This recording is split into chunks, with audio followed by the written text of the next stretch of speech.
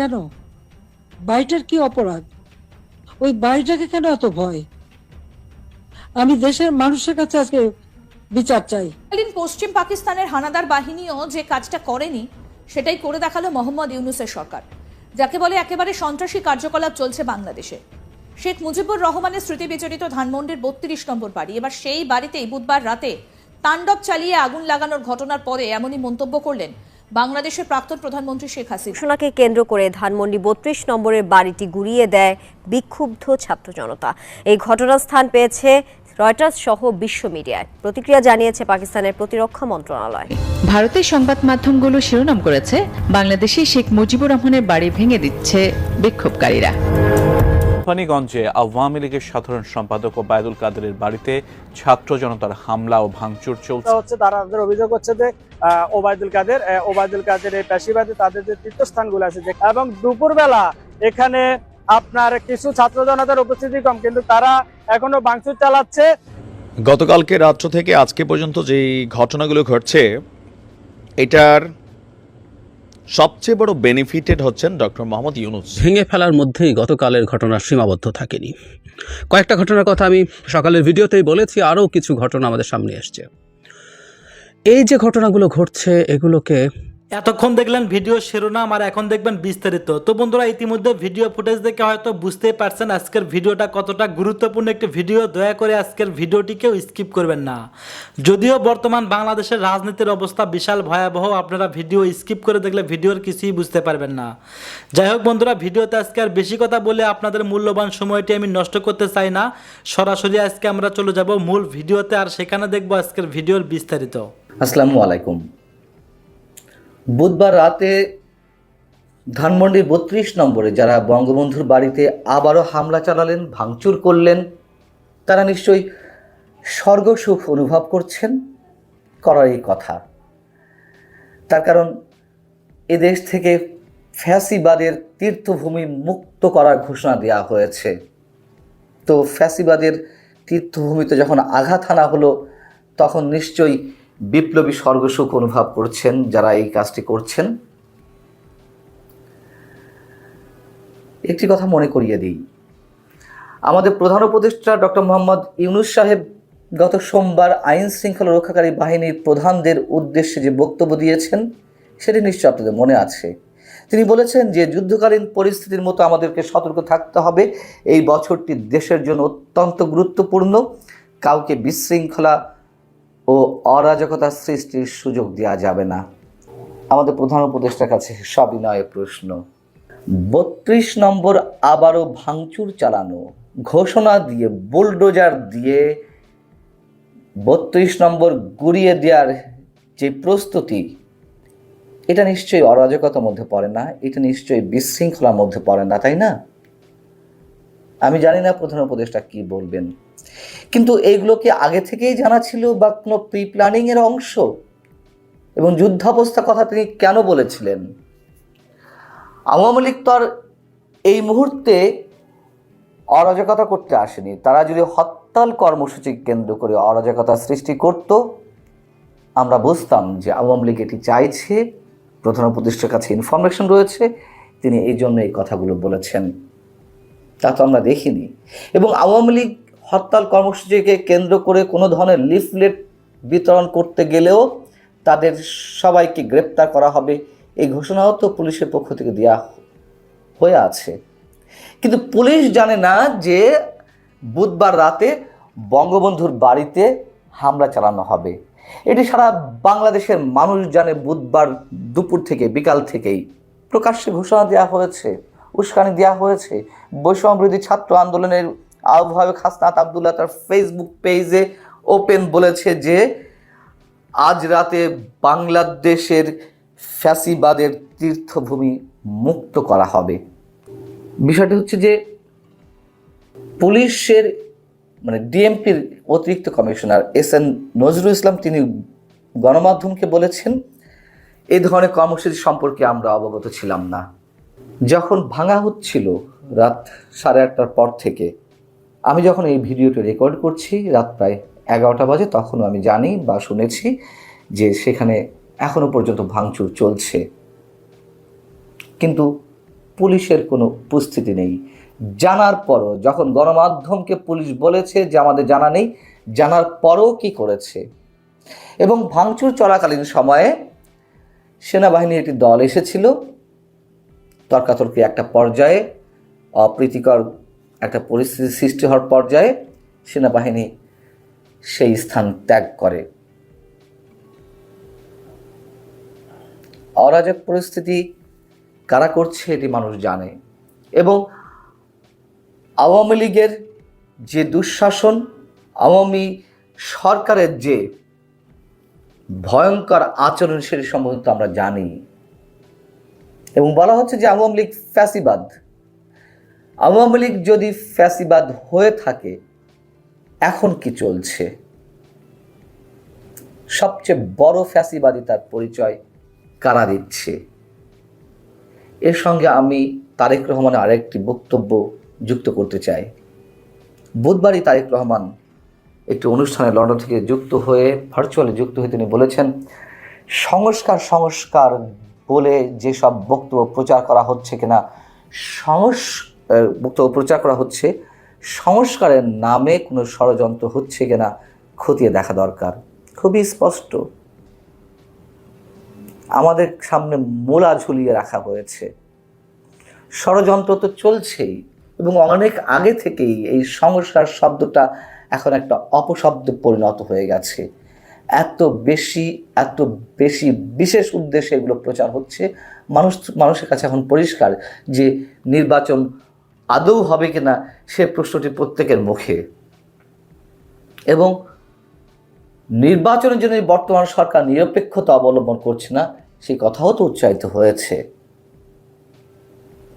বুধবারের এই ঘটনা সেটি গভীর ষড়যন্ত্র অংশই মনে করিয়ে দেওয়া হচ্ছে। এবং বঙ্গবন্ধুর বাড়িতে আঘাত করে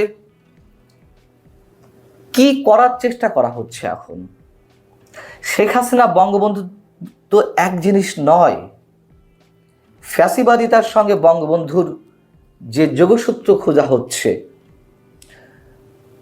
এই বৈষম্য বিরোধী ছাত্র আন্দোলন কিংবা গণ অভ্যুত্থানের সামনে সারিতে যারা ছিলেন, তাদের মধ্যে মাহফুজ আলমকে মাস্টার মাইন্ড বলা হয়। সে মাহফুজ আলমও কয়েকটি স্ট্যাটাসে জানিয়েছেন তিনি নিজে হাতে ছবি ফেলে দিয়েছেন, বঙ্গবন্ধুকে ছুঁড়ে ফেলতে চেয়েছেন। তারপর আবার বলেছেন যে ৭১ পর্যন্ত তার অবদান ছিল। ৭১ পর্যন্ত তার যদি অবদান থেকে থাকে, সেটা কি ধরনের অবদান আমরা জানি না। ৩২ নম্বর কি শুধুমাত্রই শেখ হাসিনার একজন পিতার বাড়ি? এই ভবন থেকেই তো স্বাধীনতার বীজ রোপিত হয়েছে চূড়ান্তভাবে। সেই বাড়িটি আপনারা বুলডোজার দিয়ে গুড়িয়ে দিতে চান? কি করতে চান? ৭১কে মুছে ফেলতে চান? মুছে ফেলা সম্ভব? বঙ্গবন্ধুর স্থাপনায় বঙ্গবন্ধুর ভাস্কর্য গুড়িয়ে দিয়ে বঙ্গবন্ধুকে মুছে ফেলা সম্ভব? ৫ আগস্টের পর থেকে মুক্তিযুদ্ধের কত অসংখ্য স্মারক, অসংখ্য ভাস্কর্য গুড়িয়ে দেওয়া হয়েছে, সেগুলো আর রিবিল্ড তো করা হয়নি, পুনঃস্থাপন করা হয়নি। তার মানে কি মুক্তিযুদ্ধের ইতিহাস মুছে যাবে? এটা তো স্পষ্ট কারা খেলছে। সবশেষে একটি কথা মনে করিয়ে দিই, মাঠ তো ফাঁকা, ইচ্ছে করলেই যখন তখন গোল দেওয়া যাচ্ছে, কিন্তু সেই গোল যেন আত্মঘাতী না হয়। যে খেলা শুরু হয়েছে সেই খেলার পরিণামও নিশ্চয়ই ভালো নয়। ক্ষমতা আছে, ক্ষমতা দেখান, ক্ষমতার ঔদ্ধত্য আপনারা প্রকাশ করবেন, করতেই থাকবেন, কিন্তু পরিণতি কি হবে সেটুকু কি আমরা জানি? শেখ হাসিনার উদ্দেশ্য আমরা অসংখ্যবার এরকম সতর্কবাণী উচ্চারণ করেছি, পরিণতি আমরা দেখেছি। এখন যা কিছু ঘটছে তার পরিণতি কি হবে, এই প্রশ্নটি কি একবারের জন্য নিজেদের মনে উকি দেয় না?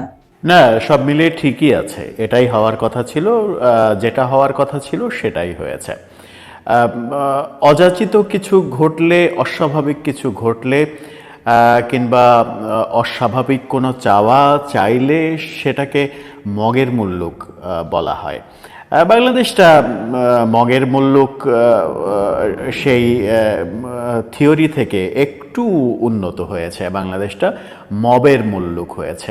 এখনও মব চলছে, চলবেই। এই হিংসা বিদ্বেষ যতদিন বাংলাদেশ আছে ততদিনই চলবে। সেরকম ধারাবাহিকতা বজায় রাখার জন্যই আজকের বুদ্ধিমানরা সেই কাজ করছেন। কিন্তু সরকারি সহায়তায়, সরকারের নিষ্ক্রিয়তায় যে ঘটনাগুলো ঘটানো হচ্ছে, সেই ঘটনাগুলো আমাদেরকে কোন পথে নিয়ে যাবে, কোন বিদ্বেষের পথে নিয়ে যাবে, সেটা একটা বড় বিষয়। দর্শক, আজকে ধানমন্ডি 32 নম্বরের বাড়ি ভাঙচুর করে গুড়িয়ে দেয়া হয়েছে। গুড়িয়ে দেয়া হয়েছে বললে ভুল হবে, হয়তো সারা রাত ধরেই এই ধ্বংসযজ্ঞ চলবে। কারণটা কি? কারণ হচ্ছে আওয়ামী লীগ সভানেত্রী শেখ হাসিনা রাত 9টায় ভাষণ দেবেন, সেই ভাষণ ঠেকাতে বঙ্গবন্ধুর বাড়ি ভেঙে ফেলা হবে। সেটা অসাধারণ একটা ব্যাপার। সেই অসাধারণ ব্যাপারটাকে এক ধরনের স্বাগত জানিয়েই আজকের ভিডিও শুরু করছি। থাকবেন পলিটিক্স টিভির নিয়মিত আয়োজনে।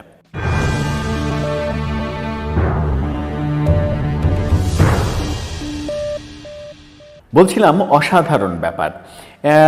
ব্যাপারটা আসলেই অসাধারণ। একজন রাজনীতিবিদ, তিনি পতিত সরকারের, পতিত ক্ষমতাসীন দলের প্রধান।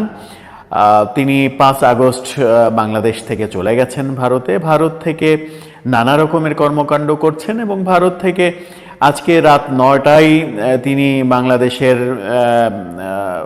ছাত্র জনতার উদ্দেশ্যে ছাত্রলীগের পেজ থেকে ভাষণ দেবেন। এই ঘটনাকে কেন্দ্র করে গত রাত থেকেই ব্যাপারটা উত্তপ্ত ছিল এবং প্রবাসী একজন ইউটিউবার, ফ্রান্স প্রবাসী একজন ইউটিউবার, নাম বলছি না সঙ্গত কারণে আপনারা বুঝতে পারবেন যে কে তিনি বঙ্গবন্ধুর 32 নম্বরের বাড়ি গুড়িয়ে দেওয়ার আহ্বান জানালেন ফেসবুক লাইভের মাধ্যমে।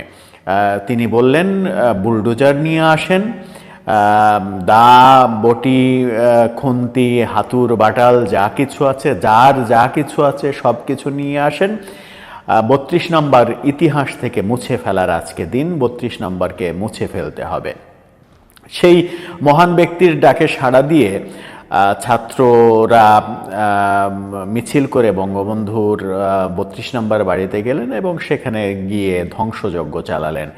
সরকার এতটুকু বাধা দেয়নি, সরকার সেই দৃশ্যগুলো দেখেছে এবং মজা নিয়েছে। এই যে মজা নেয়া, এই ইতিহাসটা যদি চলতে থাকে তাহলে কি হবে? এই ইতিহাসের বারবার আমরা দৃশ্যায়ন দেখব। এই ইতিহাস যদি চলতে থাকে তাহলে কি একদিন এরকম হবে যে কোনো একদিন সময় আসলো, এখন যারা ক্ষমতায় আছে তারা ক্ষমতায় থেকে চলে গেল, তাদের বাড়িঘর পুড়িয়ে দেয়া হলো, কিংবা আজকে প্রধান উপদেষ্টা যেখানে বসতবাড়ি গেড়েছেন সেই যমুনা একদিন গুড়িয়ে দেয়া হবে, সেরকম ঘটনা কি ঘটবে? আজকে যারা উপদেষ্টা হিসেবে রয়েছেন, যারা চুপ করে এই দৃশ্যগুলো দেখছেন, আসিফ নজরুল কিংবা মোস্তফা সরোয়ার ফারুকীদের মতো নানা রকমের বড় বড় বাণী যারা ছাড়ছেন, তাদের বাড়িঘরে কি একটা সময় হামলা হবে? সেরকম ঘটনার জন্য আজকের এই ঘটনা ঘটা হলো। যদি বিদ্বেষের কথা বলা হয় তাহলে আজকে আপনি যে উদাহরণ তৈরি করছেন, আগামীকালকে সেই উদাহরণের জন্য আপনাকেও প্রস্তুত থাকতে হবে। সেই ধারাবাহিকতা কি তৈরি করতে চান আপনি কিংবা আপনারা, নাকি বাংলাদেশে একটা শান্তিপূর্ণ বসবাসের উপযোগী দেশ হিসেবে গড়ে তুলতে চান? যারা অন্যায় করেছে, যারা অপরাধ করেছে, তাদের আইনগতভাবে শাস্তি দেয়া একটা ব্যাপার, আর আইন নিজের হাতে তুলে নিয়ে তার একটা কথা কিংবা ভাষণ দেবেন, এখনো দেননি, মানে তখনও দেননি, সেইটাকে কেন্দ্র করে স্বাধীনতা যুদ্ধের অন্যতম প্রতীক হয়ে ওঠা বঙ্গবন্ধুর 32 নম্বর বাড়িতে আবারও আক্রমণ। 5 আগস্ট যেটা হয়েছিল সেটাকে অনেকেই নানাভাবে যুক্তিতর্ক দিয়ে বলেছিলেন শেখ হাসিনার উপরে খেপাটে জনগণ এক ধরনের তাদের আক্রোশ মিটিয়েছেন বিভিন্ন স্থাপনায় আক্রমণ করে। সেটাকে যদি একটা স্বাভাবিকতার মধ্যেও ধরা হয় তাহলে আজকেরটা কি স্বাভাবিকের মধ্যে? আজকেরটা কি পরিকল্পিত না? এই যে পরিকল্পিত গত রাত থেকে প্রতিরোধের ঘোষণা দেয়া হলো, দূর দেশ থেকে বাড়ি গুড়িয়ে দেওয়ার আহ্বান জানানো হলো, ছাত্ররা মিছিল করে 32 নম্বরের দিকে গেল। এই যে এত সময়, সেই এত সময় পেয়েও সরকার কি তাদের নিবৃত্ত করতে পারলো না? নাকি সরকার আসলে তাদেরকে গোপনে বলে দিয়েছে তোমরা যাও, আমরা দূর থেকে ভিডিও ফুটেজগুলো দেখে মজা নেব? উপদেষ্টারা কি মজা নিচ্ছেন? উপদেষ্টারা যদি মজাই নিতে থাকেন, স্বাধীনতার অন্যতম প্রতীক 32 নম্বরে বঙ্গবন্ধুর বাড়ি। বঙ্গবন্ধু বাংলাদেশের অবিসংবাদিত নেতা। বহু বিতর্ক থাকতে পারে, বহু রকমের পক্ষে বিপক্ষে আলোচনা থাকতে পারে, বঙ্গবন্ধুরও অনেক ভুল থাকতে পারে, কিন্তু বঙ্গবন্ধু একটা দীর্ঘ ধারাবাহিক রাজনৈতিক ক্যারিয়ারে আস্তে আস্তে যে স্বাধীনতার দিকে বাংলাদেশকে নিয়ে এসেছিলেন, সেটা তো মিথ্যা নয়। অনেকে তর্কের সুরে বলেন যে বঙ্গবন্ধুকে যদি পাকিস্তানের প্রধানমন্ত্রী বানানো হতো তাহলে কি তিনি স্বাধীনতা পেতেন? বঙ্গবন্ধুকে পাকিস্তানের প্রধানমন্ত্রী যদি বানানো হতো, পশ্চিম পাকিস্তান যদি পূর্ব পাকিস্তানের জনগণের অধিকারই দিত, তাহলে তো আন্দোলনের প্রয়োজন হতো না। অধিকারের জন্য আমরা প্রথম সংগ্রাম করলাম 52-তে, ভাষার জন্য। তারা ভাষা দিতে চাইলো না, আমরা ভাষা ছিনিয়ে আনলাম। আবারও যখন শোষণ নিষ্পেষণ চালাতে থাকলো তখন আমরা স্বাধীনতা ছিনিয়ে আনলাম। সুতরাং ওই তর্কগুলো আসলে ধোপে টেকে না। কিন্তু শেখ হাসিনা যদি অন্যায় করে থাকেন, সেই শেখ হাসিনার অন্যায়ের শিকার বঙ্গবন্ধু হবেন, বারবার হবেন। 5 আগস্টের ঘটনাকে যদি আমি দুর্ঘটনা হিসেবেও ধরি, কিন্তু আজকে যখন আবার 32 নম্বর বাড়িতে আক্রমণ চালানো হলো এবং ভেতরে গিয়ে ধ্বংসলীলা তৈরি করা হলো, সেটাকে আপনি কিভাবে দেখবেন? তখনও কিন্তু শেখ হাসিনা ভাষণ দেননি। শেখ হাসিনা তার ভাষণে এই বাড়ি ভাঙার কথাও বলতে শোনা গেল, শুনলাম তার সেই বাড়ি ভাঙার কথাও বলছেন। তিনি বলছেন যে বাড়ি ভেঙে কি আর, একটা স্থাপনা ভেঙে কি আর ইতিহাসকে মুছে ফেলা যাবে? সময় সুযোগ হলে স্থাপনা আমরা আবার গড়ব, এরকম কথা তাকে বলতে শোনা গেল। তাকে যদি আপনি ভাষণ দিতে বাধা দেবেন, ভাষণ দিতে বাধা দেওয়ার তো বহু পথ রয়েছে। আপনি 9টা থেকে ইন্টারনেট বন্ধ করে দিতেন বাংলাদেশে, আপনি 9টা থেকে বাংলাদেশের সমস্ত বিদ্যুৎ সংযোগ বন্ধ করে দিতেন, 1 ঘন্টা বন্ধ করে দিতেন। আবার যদি 10টায় শুরু করতো তাহলে আবার ইন্টারনেট বন্ধ করে দিতেন। আপনি তার ভাষণটা ঠেকানোর বহু কৌশল ছিল, সেটা করতে পারতেন। সেই পথে না গিয়ে প্রতিশোধের পথে যেভাবে গেলেন, যে সে ভাষণ দেবে, ভাষণ দেওয়ার ঘোষণা দিয়েছে, এই দুঃসাহস সে দেখিয়েছে, সুতরাং চলো বঙ্গবন্ধুর 32 নম্বর বাড়ি গুড়িয়ে দেব। 32 নম্বরের বাড়ি না হয়ে যদি ধানমন্ডির শেখ হাসিনার যে বাড়ি সুধাসদন ভাঙার ঘটনা যদি ঘটত, তাহলে কিন্তু মানুষের বুকে এতটা ঘা লাগতো না, যেটা 32 নম্বরের বাড়ি ভাঙার কারণে ঘা লেগেছে। শেখ হাসিনা শুনলাম তার ভাষণে তার যে 15 বছরের উন্নয়নের ফিরিস্তি, সেই উন্নয়নের ফিরিস্তি দিলেন, তাকে নির্দোষ প্রমাণ করলেন। ডক্টর ইউনূসকে মেটিকুলাস ডিজাইন করে তাকে এবং শেখ রেহানাকে হত্যার প্ল্যানের জন্য দায়ী করলেন। মেটিকুলাস ডিজাইনের অংশ হিসেবে অবৈধভাবে রক্তের উপরে দাঁড়িয়ে, অস্ত্রের উপরে দাঁড়িয়ে ডক্টর ইউনূস ক্ষমতায় এসেছেন, এই কথা বললেন। এমন কথা যখন বললেন, তার কথা তিনি তো বলতেই পারেন, তার কথার উত্তর আপনি কথা দিয়ে দেন, যুক্তি দিয়ে দেন, শান্তিপূর্ণভাবে দেন, কিন্তু কথা না বলতেই, কথা তো বলেননি, যখন আপনি বাড়ি ভাঙা শুরু করেছেন তখন তো বলেননি তিনি তার কথা বন্ধ করার বহু ওয়ে থাকা সত্ত্বেও সেই ওয়েতে হাঁটেননি। হ্যাঁ, সমালোচনা হতো, ইন্টারনেট বন্ধ করে দিলে সমালোচনা হতো, কিন্তু সেই সমালোচনা কি এখন 32 নম্বরের বাড়ি যে গুঁড়িয়ে দেয়া হলো তার চাইতে বেশি হতো? নিশ্চয়ই বেশি হতো না, কম হতো। একটা অজুহাত দেয়া যেতই যে ফ্যাসিস্টের নেতাকে আমরা ভাষণ দিতে দেব না বাংলাদেশে, সেটা বলে ইন্টারনেট বন্ধ করে দিতে পারতেন, বিদ্যুৎ সংযোগ বন্ধ করে দিতে পারতেন। কিন্তু 32 নম্বরের বাড়ি আক্রমণ কেন করলেন? কোন বুদ্ধিতে করলেন? এই যে ফুটেজ চলে গেল বিশ্ব দরবারে, বিশ্ব মিডিয়ার কাছে এই যে ফুটেজ চলে গেল, এই যে অরাজকতায় সরকার নিশ্চুপ হয়ে দর্শকের মতো দেখলো, এই দৃশ্য যে চলে গেল, এই খবর যে চলে গেল, তাতে কি বাংলাদেশ সরকারের ভাবমূর্তি বাড়বে নাকি বাংলাদেশ সরকারের ভাবমূর্তি তলানিতে গিয়ে থাকবে?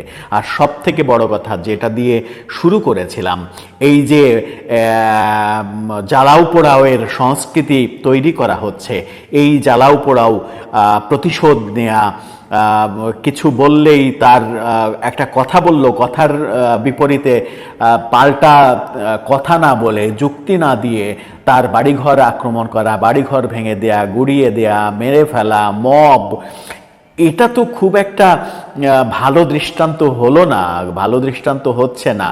কারণ ভবিষ্যতে যদি এই কালচারটা চলতেই থাকে তাহলে বাংলাদেশ তো সুস্থতার পথে আসবে না, বাংলাদেশে শৃঙ্খলা ফিরে আসবে না। আপনি কি মনে করেন যে আজকে যারা আওয়ামী লীগ করে তারা যদি কোনোদিন সুযোগ পায়, কোনো দিন মানে ইতিহাস ঘেটে যদি কোনো দিন সুযোগ পায়, তাহলে আজকের ঘটনা তারা ভুলে যাবে? আজকের ঘটনা কি ভুলে যাওয়ার কথা? ভুলে যাওয়ার কোনো কারণ রয়েছে? আজকের ঘটনা যারা ঘটালো, কিংবা আজকের ঘটানোর দৃশ্য যারা চুপ করে দেখলেন সরকারে থেকে, তাদের বিপরীতে যদি তারা আবার এরকম আক্রমণাত্মক হয়, ধ্বংসাত্মক কার্যক্রম চলে, সেটা কি শোভনীয় হবে? সেটা কি কোনোভাবেই গ্রহণযোগ্য হবে? এই যে বিদেশ থেকে আহ্বান জানানো, বাড়ি গুড়িয়ে ফেলো, ইতিহাস থেকে মুছে ফেলো, বুলডোজার নিয়ে এসো, এটা শোনার পরেও সরকার সেটার প্রোটেস্ট না করা, চুপ থাকা এবং চুপ থেকে ইন্ধন দেয়া, উৎসাহ দেয়া, উৎসাহিত করা, এটা খুব একটা ভালো দৃষ্টান্ত হলো না। এই দৃষ্টান্ত বহুদিন ইতিহাস বয়ে বেড়াবে, এবং ইতিহাস যদি খুব খারাপভাবে এর প্রতি উত্তর দেয় তাহলে বাংলাদেশের জন্য সেটা খুবই খারাপ খবর হবে। ছাত্র জনতা আবেগ কাজ করতে পারে, অনেক আবেগই কাজ করবে, তাদের হয়তো ভাবাবেগ বেশি, তাদের বুদ্ধি একটু কম, যদিও তারা দাবি করেন তারা মেধাবী, ধরে নিলাম তাদের বয়সের কারণে, আবেগের কারণে তাদের বুদ্ধি একটু কম কাজ করে। কিন্তু যারা ঝোনা পাকা হয়ে উপদেষ্টা হয়ে বসে আছেন, যিনি প্রধান উপদেষ্টা, বিশ্বে এত বড় বড় বাণী দেন, তিনি তো নিবৃত করতে পারতেন, তিনি তো চুপ না থেকে তাদেরকে নিষেধ করতে পারতেন যে এই ঘটনাটা ঘটানো যাবে না, তোমরা অন্য কর্মসূচি পালন করো, আওয়ামী লীগের বিরুদ্ধে সমাবেশ করো, মিছিল করো, যুক্তি দাও, টকশো করো, ফিল্ম বানাও, ফিল্ম দেখাও। যেমন একটা কর্মসূচি ছিল, খুবই ভালো কর্মসূচি, যে শেখ হাসিনা যখন ভাষণ দেবেন তখন রাত 9টায় ঢাকা শহরের বিভিন্ন জায়গায় এবং সারা দেশে আহ্বান জানানো হয়েছিল, সারা দেশে মোড়ে মোড়ে জুলাই গণহত্যার বিভিন্ন ফুটেজ, বিভিন্ন ডকুমেন্টারি, এগুলো তারা দেখাবেন। খুবই ভালো শান্তিপূর্ণ কর্মসূচি, সেটা পালন করা যেত, সেটা প্রতিবাদের একটা অসাধারণ ভাষা হতে পারত। কিন্তু যেটা করা হলো সেটার প্রতিদান যদি চলে আসে কোনো একটা সময়, সেটা খুব একটা সুখকর হবে না বাংলাদেশের জন্য। আমার মনে হয় এখান থেকে বের হতে হবে আমাদের, কারণ মবের সংস্কৃতি একটা দেশের জন্য কল্যাণকর নয়। আর আজকে ইউনূস সরকার যেভাবে চুপ থেকে এই দৃশ্য দেখলেন, তাতে করে আন্তর্জাতিক চাপ তাদের উপরে যতটা না রয়েছে এখন, তার চাইতে 100 গুণ বাড়বে, এবং সেই আন্তর্জাতিক চাপে এই সরকারের এই মবের সংস্কৃতি চলমান রাখা এই সরকারের পক্ষে ক্ষমতায় টিকে থাকা আমার মনে হয় দুঃসাধ্য হয়ে পড়বে এবং আমার ব্যক্তিগতভাবে মনে হয় না যে এই সরকার ক্ষমতায় থাকার আর কোনো মানে অধিকার রাখতে পারবে আন্তর্জাতিক মহলের কাছে এর কোনো জবাবদিহি তারা দিতে পারবে না। যাই হোক, যেটাই হোক, সেটা সুস্থভাবে হোক, সুখকরভাবে হোক, প্রতিহিংসা পরায়ণ হয়ে ধ্বংসাত্মকভাবে না হোক, সেটাই আমাদের কাম্য। আমরা যারা সাধারণ মানুষ তারা শুধুই শান্তি চাই, এই দেশে শান্তি বিরাজ করুক সেটাই চাই। সেই চাওয়া হয়তো কারো কারো কাছে অতি চাওয়া হতে পারে, তবে অতি চাওয়াটাই আমরা চাই। দর্শক, আপনার great, we salute professor doctor Yunus the great, we salute the boss doctor Yunus, excellent, প্রশংসার ভাষা নেই।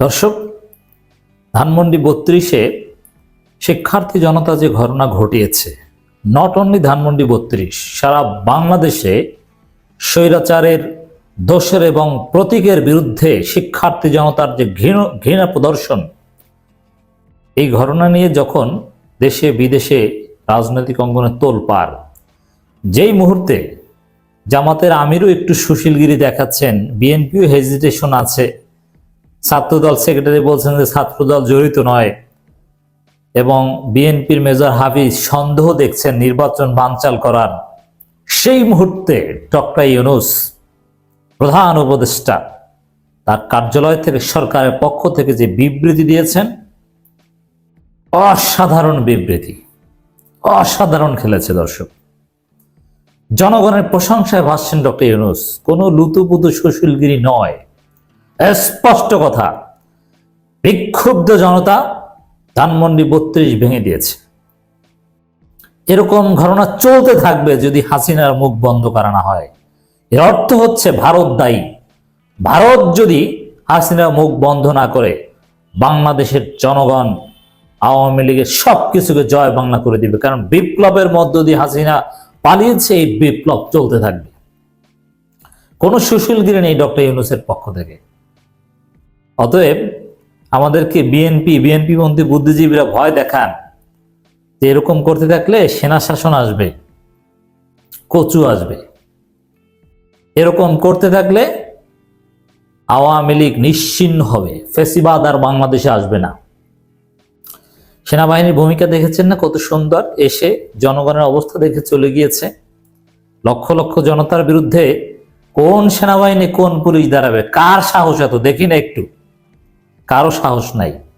ধানমন্ডি 32 এগুলোর জন্য যারা মায়াকান্না করছে, ভয় দেখাচ্ছে সেনা শাসন আসবে, নির্বাচন বানচালের ষড়যন্ত্র, বিএনপির মেজর হাফিজ বিএনপি পন্থী নতুন এক বুদ্ধিজীবী, তিনি আগে নিউট্রাল ছিলেন, এখন বিএনপি কিনে নিয়েছে মনে হচ্ছে, একদম নোংরাভাবে বিএনপিকে প্যাট্রোনাইজ করছেন, বিএনপির বয়ানের পক্ষে বৈধতা উৎপাদনের চেষ্টা করছেন ডাক্তার জাহিদ। এরা সবাই ভয় দেখাচ্ছে আমাদেরকে, ঠিক হচ্ছে না, এই হবে সেই হবে।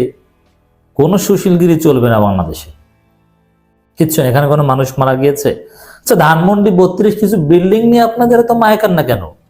এই ঘটনায় একজন লোক মারা গেছে। জুলাই আগস্টে হাসিনা কত হাজার ছাত্র জনতাকে হত্যা করেছে, গত 15 বছরে কত হাজার জনতাকে হত্যা করেছে, কত মায়ের বুক খালি করেছে। ওইরকম ধানমন্ডি 32-এর 1 কোটি বিল্ডিং এর সমান হবে একজন একটা মায়ের বুক খালি করার সমান ফিরিয়ে দিতে পারবে?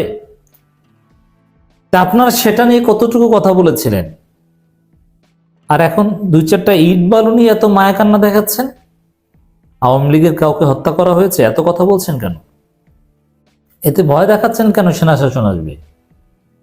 বরং এটা আওয়ামী লীগের জন্য ভয়, তা আর দাঁড়ানোর সাহস পাবে না। দাঁড়াতে চাইলে খবর আছে, এটা ভারতকে একটা বার্তা, হাসিনাকে না থামালে খবর আছে। বাংলাদেশের জনগণ কি করতে পারে দেখছো তো। অতএব সাবধান। ডক্টর ইউনূস সহজভাবে যদি ব্যাখ্যা করি, ধানমন্ডি 32-এ শিক্ষার্থীরা যে ঘটনা ঘটিয়েছে এটার বিরুদ্ধে কিছু বলেননি, এবং এই ক্ষোভকে সম্মান জানিয়েছেন প্রফেসর ইউনূসের কার্যালয়, দ্যাট মিন্স সরকার। সরকার পরীক্ষা পাশ করেছে, আসিফ নাহিদ মাহফুজ পরীক্ষায় পাশ করেছে, কোনো সুশীলগিরি মারান নাই। পরীক্ষা ফেল করেছে বিএনপি, জামাত, ছাত্রদল, শিবির পাশ করেছে। যদিও ছাত্রদলের ছেলেরাও জিয়ার সৈনিক বলে ভাঙচুরে অংশগ্রহণ করেছিল, উই স্যালুট দেম। অতএব আমরা চিনে রাখবো কারা এই কিছু ইট বালু সিমেন্টের জন্য মায়াকান্না দেখাচ্ছেন এবং আমাদেরকে ভয় দেখাচ্ছেন সেনা শাসন আসবে। আপনাদের উদ্দেশ্য কি? আওয়ামী লীগকে স্পেস ক্রিয়েট করে দেয়া,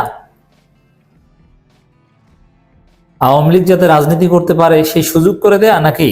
তাহলে আপনারা আমাদের ভয় দেখাচ্ছেন কেন যে এরকম করলে ইট বালু সিমেন্ট ভাঙলে সেনা শাসন আসবে? এগুলো কি? কিসের ইট বালু সিমেন্টের প্রতি এত মায়া? ডক্টর ইউনূস থেকে শিখুন কিভাবে কথা বলতে হয়, সুশীলগিরি দেখাবেন না। জামাত শিখুন, বিএনপি শিখুন। আমি বিবৃতিটা বিশ্লেষণ করছি। অন্তর্বর্তী সরকারের বিবৃতি। ঢাকা, ফেব্রুয়ারি 6, 2025। ধানমন্ডি 32 নম্বর বাড়িতে ভাঙচুরের ঘটনা অনভিপ্রেত ও অনাকাঙ্ক্ষিত।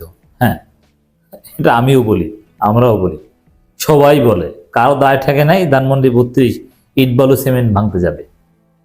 কি শক্ত ইট, পাকিস্তান ইট দেখেন না, এত কষ্ট করে ভাঙতে যাবে কেন?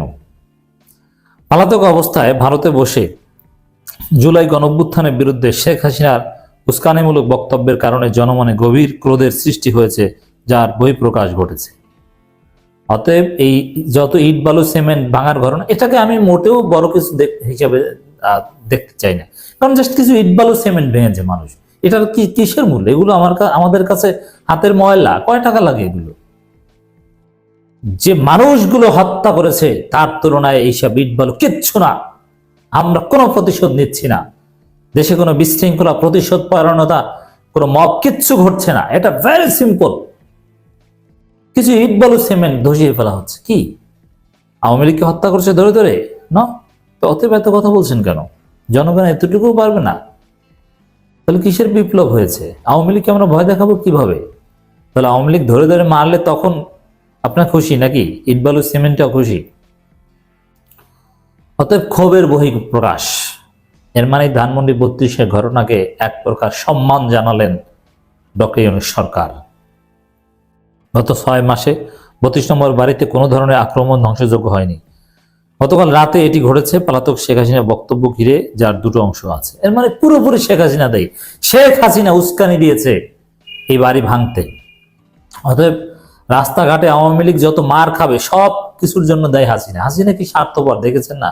আওয়ামী লীগের লোকজন একেবারে স্রেফ বোকাচোদা একেবারে। নইলে হাসিনার ডাকে কেউ মাঠে নামে আর হাসিনা বক্তব্য শেয়ার করে, হাসিনা মুজিবের পক্ষে লেখে।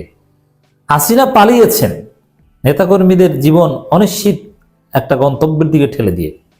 তার আত্মীয় স্বজন ঠিকই আগে ভাগে নিরাপদ জায়গায় তাপস পর সব নেতাদের পাঠিয়েছে, কর্মীদেরকে বিপদে ঠেলে দিয়েছে, যাওয়ার সময় নির্দেশনাও দিয়ে যায়নি। কি স্বার্থপর এই মহিলা। আর খালেদা জিয়া কি পালিয়েছে? জামাত নেতারা ফাঁসির দড়ি গলায় দিয়েছে, তারা কি পালিয়েছে? পালায়নি। অতএব এই হাসিনা, বাকি যত ঘটনা ঘটবে, আওয়ামী লীগের কেউ যদি জয় বাংলা হয়ে যায় তার দায় হাসিনার। অতএব এত এত বোকা হলে ভাই দুনিয়া থাকা যায়? আপনার থাকার তো অধিকারই নেই যে হাসিনার কথায় নাচবেন এখনো। একটা অংশ হলো জুলাই গণঅভ্যুত্থানে যারা আত্মদান করেছেন, শেখ হাসিনা তাদেরকে অপমান করেছেন, অবমাননা করেছেন। শহীদদের মৃত্যু সম্পর্কে অবাস্তব, আজগুবি, বিদ্বেষমূলক কথা বলে পলাতক শেখ হাসিনা জুলাই গণঅভ্যুত্থানকে অবজ্ঞা করেছে, অশ্রদ্ধা জানিয়েছে। দ্বিতীয়ত, শেখ হাসিনা দুর্নীতি, সন্ত্রাস ও অমানবিক প্রক্রিয়ায় নিপীড়ন চালিয়ে ক্ষমতায় থাকাকালীন যে সুরে কথা বলেছেন, গণঅভ্যুত্থানের মুখে পালিয়ে যাওয়ার পরও তিনি একই হুমকি ধমকি সুরে জুলাই গণঅভ্যুত্থানের অংশ নেয়া প্রতিটি মানুষের বিরুদ্ধে কথা বলেছেন, হুমকি ধামকি দিয়েছেন। শেখ হাসিনা দেশে অস্থিতিশীলতা সৃষ্টির হুমকি দিয়েছেন। আমাদের ধৈর্য ধরতে বলেন, শান্তিপূর্ণ থাকতে বলেন, সুশীলগিরি দেখান।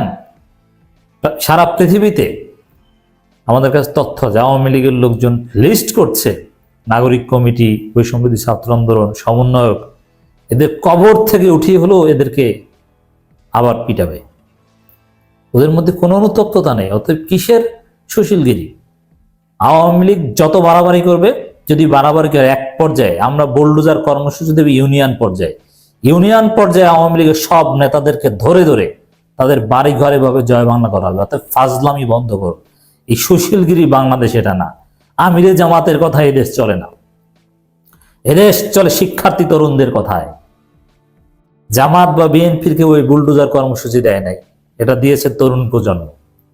অতএব ইউনিয়নে গিয়ে আপনাদেরকে ধরার সক্ষমতা আমাদের আছে, সাবধান হয়ে যান। আর ডক্টর ইউনূস সরকার আমাদের সাথে আছে, এই বিবৃতি তার প্রমাণ। অন্তর্বর্তী সরকার দেশ ও জনগণের জানমাল রক্ষায় সর্বোচ্চ সতর্ক আছে। আইন শৃঙ্খলা রক্ষাকারী বাহিনী সর্বাত্মক পরিস্থিতি নিয়ন্ত্রণে আনার যথেষ্ট চেষ্টা করছে। দেখেন এখানে যে কথাগুলো বলা হচ্ছে যে বিশ্ব মিডিয়ায় মৌলবাদী হামলা হিসেবে দেখাবো, অমুক তোমরা নানান ভংসাং কথাবার্তা, এগুলো ফালতু কথা। সেনা শাসন আসবে কিচ্ছু না, এগুলো সব ফালতু কথা। তাহলে 5 আগস্ট কি ঘটেছে?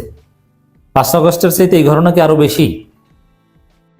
কই তখন বিশ্ব মিডিয়ায় কত কিছু বলেছে, কি হয়েছে? বিপ্লবে এই সিরিয়ায় কি হয়েছে? অতএব এই বিপ্লবীদের সাথে ওই বিশ্ব মিডিয়ার ভয় দেখাবেন না। ওই আমেরিকা কি বাল ছিটতে পারো আমরা দেখেছি। অতএব এইসব হাবিজুবি ভয়, ভারত কি পারে এটা 5 আগস্ট দেখেছি, ওই ভয় আমাদের দেখাবেন না। আওয়ামী লীগকে নিষিদ্ধ করতে হবে। হ্যাঁ, আওয়ামী লীগের মধ্যে যারা মানুষ, যারা ফৌজদারি অপরাধী নয়, তাদের সাথে একটা রিকনসিলিয়েশন হবে বিচারের পর, একটা প্রক্রিয়ার মধ্য দিয়ে। কিন্তু শেখ হাসিনা যেভাবে হুমকি দামকি দিচ্ছে, ইউনিয়ন পর্যায়ের নেতাদের কপালেও দুঃখ আছে, বুলডোজার কর্মসূচি আছে, লিখে রাখেন। ডক্টর ইউনূস সরকার আমাদেরকে হেল্প করবে প্রয়োজনে। এই দেশটা এবার পুনর্গঠন করে ছাড়বো। অতএব এগুলো সব প্রোপাগান্ডা। দেশের অবস্থা ঠিক আছে, কোনো মানুষ মারা যায়নি, কেউ আহত হয়নি, সব ঠিক আছে, কোনো সমস্যা নেই। মানবতা বিরোধী অপরাধের একজন ওয়ারেন্টভুক্ত আসামি শেখ হাসিনা বক্তব্য দেওয়া থেকে বিরত থাকলে এমন ঘটনা প্রবৃত্তি আনা সম্ভব। এর মানে যদি এটা একটা থ্রেট, শেখ হাসিনা যদি বক্তব্য বিবৃতি দিয়ে এই ফোন রেকর্ড ফাঁস করা বন্ধ করে, তাহলে আওয়ামী লীগের নেতাদের বাড়ি ঘরে এভাবে হামলা হবে না। আর যদি বন্ধ না করে, থ্রেট ইউনিয়ন পর্যায়ে যেয়ে আমরা ধরব, তোমাদের ঘর থেকে বের করে এনে তারপরে জয় বাংলা করব। দিস ইজ বিপ্লবীদের দেশ, আমরা সুশীল দুচি না। সরকার আশা করে ভারত যেন তার ভূখণ্ডকে বাংলাদেশে অস্থিতিশীলতা সৃষ্টি করে এমন কাজ ব্যবহৃত হতে না দেয় এবং শেখ হাসিনাকে বক্তব্য দেওয়ার সুযোগ না দেয়। অন্তর্বর্তীকালীন সরকার ভবিষ্যতে এই ধরনের ঘটনা প্রবৃত্তি চায় না। অতএব এই ধরনের ঘটনা এড়ানোর উপজেলা, ইউনিয়ন, জেলা পর্যায়ে আওয়ামী লীগ নেতাদের বাড়িঘর জয় বাংলা করে দিবে না জনগণ। এটা এড়ানোর পন্থা একটাই, ভারতকে হাসিনাকে বাধ্য করতে হবে চুপ থাকতে। হাসিনা যদি চুপচাপ থাকে, দেশে আওয়ামী লীগ নেতারা ভালো থাকবে, নইলে খবর আছে। জুলাই হত্যাকাণ্ডে যারা জড়িত ছিল তাদের বিচার কাজ পুরোদমে এগিয়ে চলছে। এই বিচার নিশ্চিত করে গণহত্যাকারীদের উপযুক্ত শাস্তি দিতে অন্তর্বর্তী সরকার প্রতিশ্রুতিবদ্ধ। উস্কানিমূলক কর্মকাণ্ডে যারা জড়িত তাদের বিরুদ্ধে কি কি আইনগত পদক্ষেপ নেওয়া যায় তা সরকার খতিয়ে দেবে। তা উস্কানি দিচ্ছে কারা? অ্যাবসলিউটলি আওয়ামী লীগ, বা যারা এই শেখ হাসিনার বক্তব্য শেয়ার করছে, পজিটিভ রিয়াক্ট দিচ্ছে, তারা উস্কানি দিচ্ছে। অতএব তাদেরকেও আইনি পদক্ষেপ নিতে হবে। আর যারা ভাঙচুর করছে, এগুলো কোনো অপরাধই না, কারণ ইট বালু সিমেন্ট ভাঙচুর করছে, কোনো মানুষকে মারছে না। ধন্যবাদ জানাই বিপ্লবীদের, কত শান্তিপূর্ণ আমাদের বিপ্লবীরা, তারা কতটা ধৈর্যশীল, কতটা নিরীহ। এত ইট বালু সিমেন্ট নষ্ট করলো, অথচ একজন মানুষ মারলো না। উই স্যালুট আমাদের বিপ্লবীদের, উই স্যালুট। ধন্যবাদ প্রিয় দর্শকবৃন্দ, আমাদের ফুল ভিডিওটি দেখার জন্য আপনাকে জানাই অসংখ্য ভালোবাসা এবং দোয়া। তো বন্ধুরা, বুঝতে পারছেন আজকের ভিডিওটা কি বিষয় ছিল বা কি রিলেটেড ভিডিও ছিল, অটোমেটিকলি কিন্তু আপনারা বুঝতে পারছেন। এই সমস্ত ভিডিও দেখার পরে আপনাদের কি মন্তব্য অবশ্যই কমেন্ট বক্সে কমেন্ট করতে ভুলবেন না। আর হ্যাঁ, এমন নিত্য নতুন আপডেট খবর সবার আগে পেতে চাইলে এখনই আমাদের এই পিচ্চি সাকিব ইউটিউব চ্যানেলটি সাবস্ক্রাইব করুন। ধন্যবাদ।